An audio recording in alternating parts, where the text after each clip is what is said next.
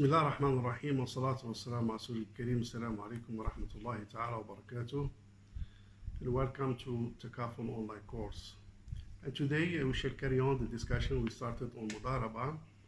We have started highlighting the important Sharia contracts pertaining to Takaful, and we have covered Wakala, and we are in Mudarabah. We have covered a few courses. Let's just cover the last stations in Mudarabah briefly. Of course, we are trying to put the context in the Takaful business operation model, and we mentioned that Mudarabah basically does exist on the investment side, where the risk fund is deployed for investment for the interest of the participant. So some of the conditions pertaining to the Mudarabah is there are some conditions in the capital, some conditions on the profit, and some conditions related to the labor, which basically overall represent the main pillars of Mudarabah. And briefly, they are: number one, with regard to the conditions of capital, the capital should be in a form in cash or kind. And typically, when it comes to the Takaful operator, normally it is in a form of cash. In a form of cash, as a result of the contributions of the participant, and that cash basically will be deployed in investment. But we have to keep in mind those investments could be somehow turned into some kind of asset in the course of basically investment.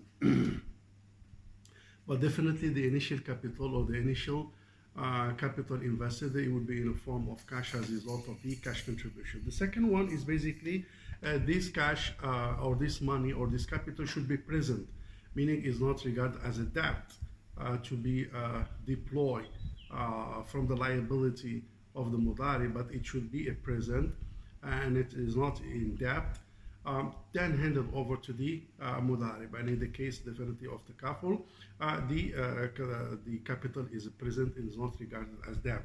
Now the other condition is that the capital should be delivered to the Mudarib, meaning you cannot put any restrictions to the Mudarib to the access to the fund in order to invest it with the objective agree upon and according to the mandate. And of course, in the context of the Takaful, the capital has been provided and has been delivered to the Mudarib, which is the Takaful operator, again in a form of capital contributions or by the participant.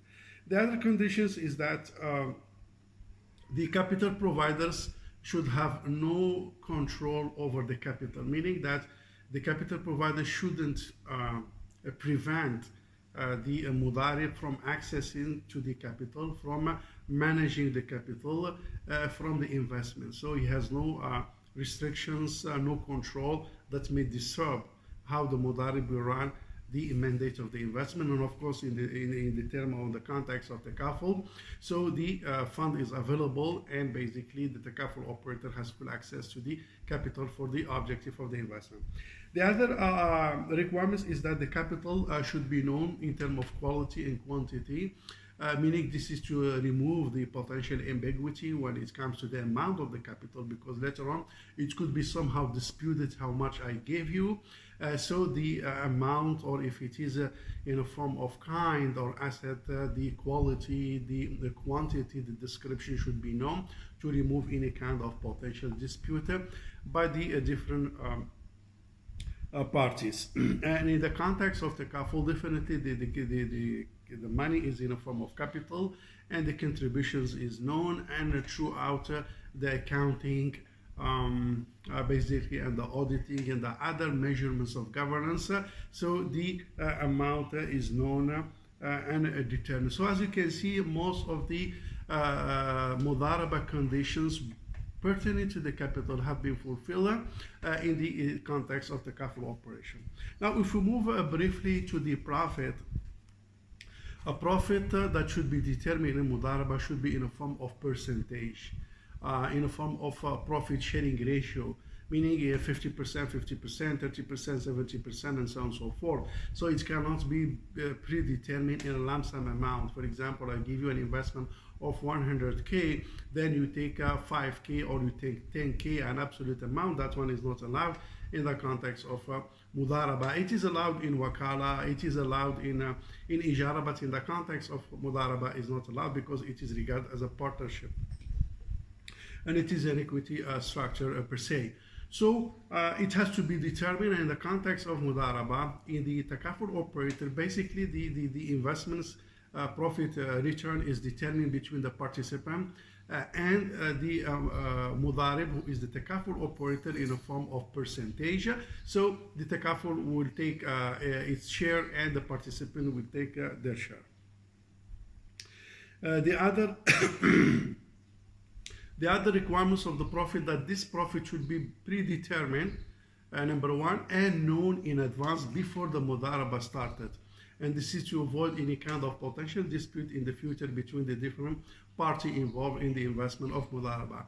And in the context of Takaful, definitely in the term of policy and all the informations of term of references and TNC, with regard to the policy, you may see those information has been disclosed. So the issue has been predetermined before, at the beginning, before the Mudarabah started in the first place. Now the other requirements of the profit is that the profit will be determined after the capital has been fully restored. And as you know, accounting wise and business wise, we cannot talk about the profit unless the capital is secure. Anything over above the capital and cost, basically we'll be talking about the profit. Here we are not sharing the revenue, but they are sharing the profit.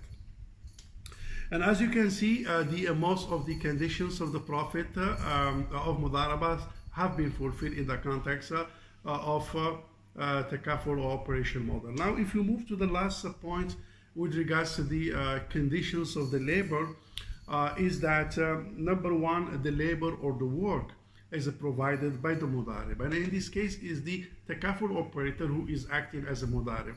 And keep in mind, as we mentioned before, Mudarabah is a combination between capital and work. Capital is provided by the capital provider and the work is provided by the Mudarib. So here the Mudarib, as one of the conditions, will be 100% provided and managed by the Mudarib for the, of course, executions of the mandate of the investment. Now the second point, which indicates Takaful operators is handling the investment of Mudarabah without the involvements of the participant. So he's handling this task. Now the second point required in the labor or the work is the capital provider should not what's so-called interfere in the management of the business of the investment of the Mudarabah. Meaning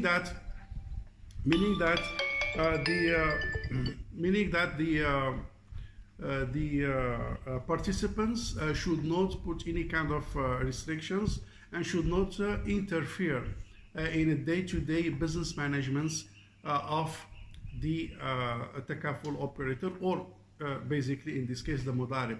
Mudarib has the liberty, has the freedom through the scope, through the mandate, through the normal responsibility of the Mudarib to manage and run the investments according to his expertise and the norm of the market.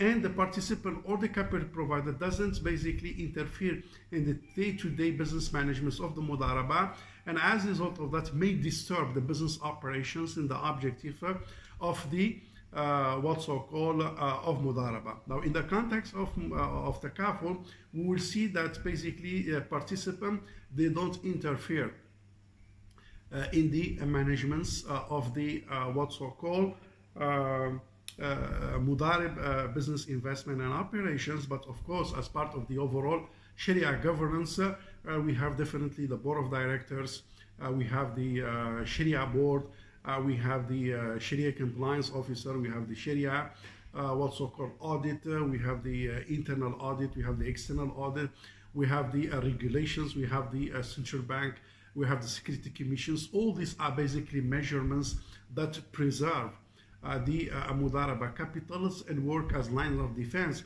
to ensure that no breach of terms and conditions, no misconducts, no violations of any objective of Mudarabah. Yes, they don't interfere, but there are measurements which are in place to ensure that basically all the terms and conditions with regards to the Mudarabah has been preserved, especially from the close lines of defense related to Sharia, such as Sharia audit and Sharia what's called compliance review and Sharia board to make sure that all the terms and the conditions has been observed in the operation of the Mudarabah. I think this is the overall descriptions of the Mudarabah when it comes to some conditions pertaining to the capital, some conditions pertaining to the what's called profit, and some conditions pertaining to the labors. With that, thank you very much. Inshallah, we shall carry on further discussions in the future. Wassalamu alaikum wa rahmatullahi ta'ala wa barakatuh.